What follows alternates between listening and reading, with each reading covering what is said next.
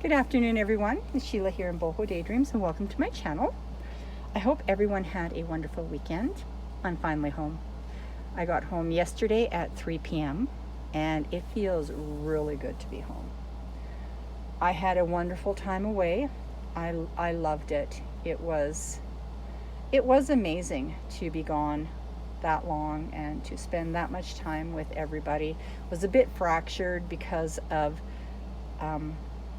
how the whole traveling went, but it was wonderful, and I could have easily stayed a little bit longer, but there's fires all over in BC, and when I found out that my route home was now closed, I decided that I needed to start my journey home because it's a good couple of days driving.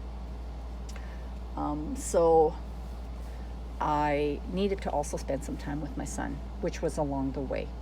So I did that. I spent a week with him, and then I had to take an alternate route home, which added about 2 hours to the trip.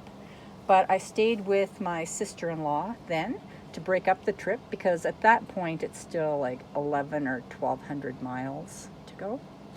And so I stayed with her for a day, and that was so much fun.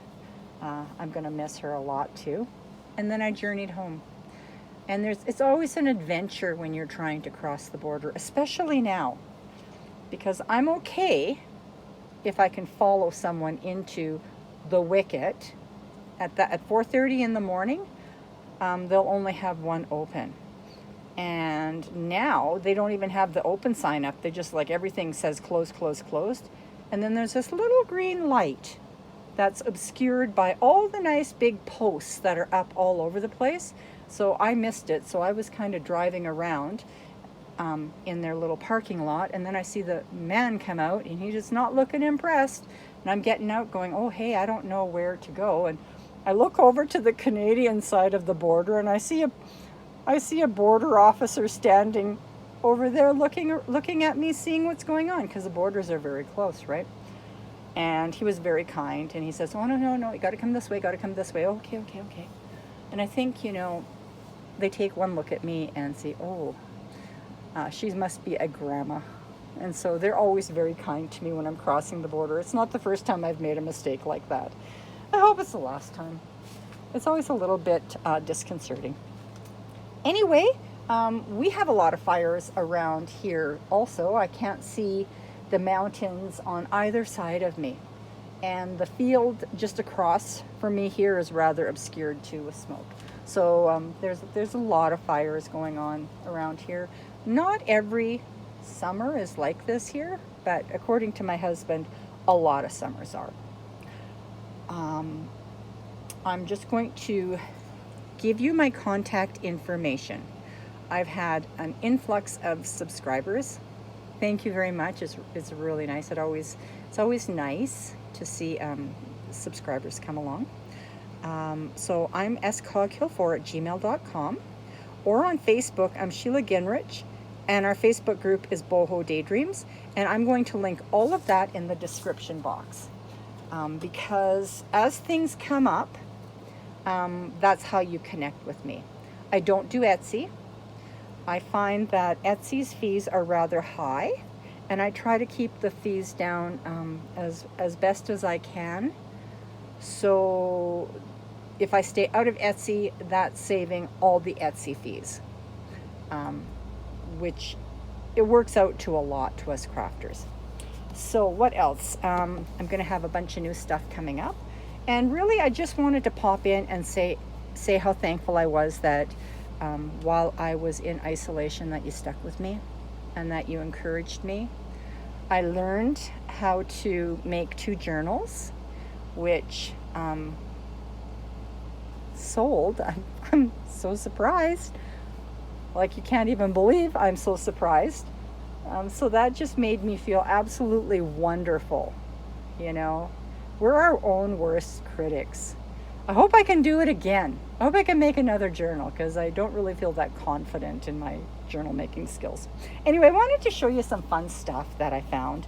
And it's only just a snapshot of it, because There's so much stuff that I found along the way that I can't show it all to you. And besides, it's all packed up in boxes and bags, and my car was so packed full that I actually had to vacuum seal bags and tape them up so I could fit it into my car. It looked terrible. I was hoping at the border that they didn't want to look into my car, because then if you open the door, everything fell out. Anyway, so what I did find is I found some amazing French papers. We love French papers. I love French papers. So I found somebody that had them, and they were at a better price than most. And so I took advantage of that, and I purchased them. And I'm hoping that they're going to be available to crafters in packages at some point in time. I don't know when, and I don't know how I'm going to do it. So that's all I'm going to say about that. Keep watching. I also, I connected with my supplier of beads. These are the artisan beads, because I was out. I had maybe 5 or 6 strands left. And so she said she would go and look into her warehouse and see if she had any more. And then she came out with a box. And so we can have beads. We can play with beads again for a while now, because she sent me lots. I don't know how many more she has, but we have enough for now. I also found some fun stuff like this, which I'm going to take apart and use for my boho beads, or the journal, for journal drippings. Aren't they pretty? I think they're so pretty. So that was something that was fun. And I also found a couple of these. I had used one of these as a bead cap on my tassels a while back. And now this one here doesn't have a hole in it, but I think I may have to get my flex drill out and see if I can actually drill a hole through that. Maybe I can, because then that'll be a bead cap, or maybe it'll be a dangle on a book. I don't know, but I just thought that was really pretty. Then I found, I had these sent straight to my address here. I found these Reader's Digest books. I've never seen them look like this before, but they're from 1962, so they're really not that old. I love this one. This is one of my favorites.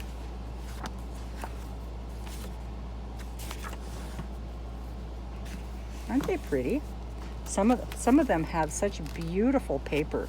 There's already old looking. They're all 1962 though, so they're a little bit old, but they're not that old. And some of them, they're newer. And look at that. Some of them have these beautiful pictures in them.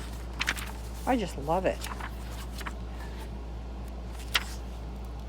All the stories. I love the covers on them. So that's that. Then I found some vintage wallpaper. This one here is from the 90s. So it's not that old, but look at that. Isn't that pretty? So whimsical.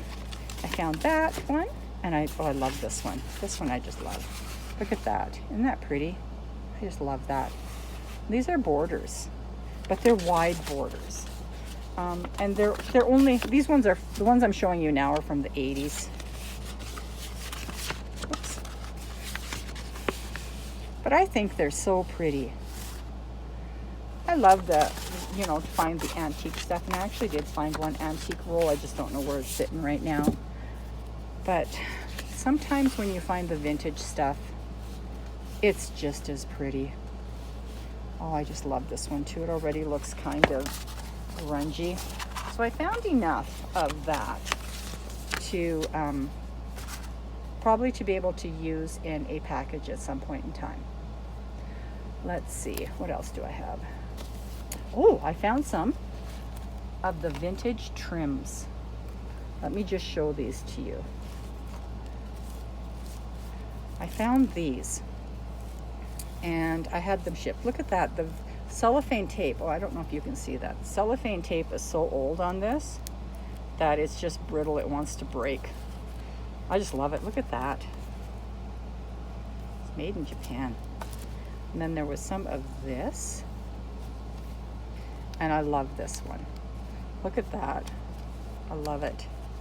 So there's lots here. I think that this will probably be used in some of the packages that I put together, the velvet packages. So that's coming along good.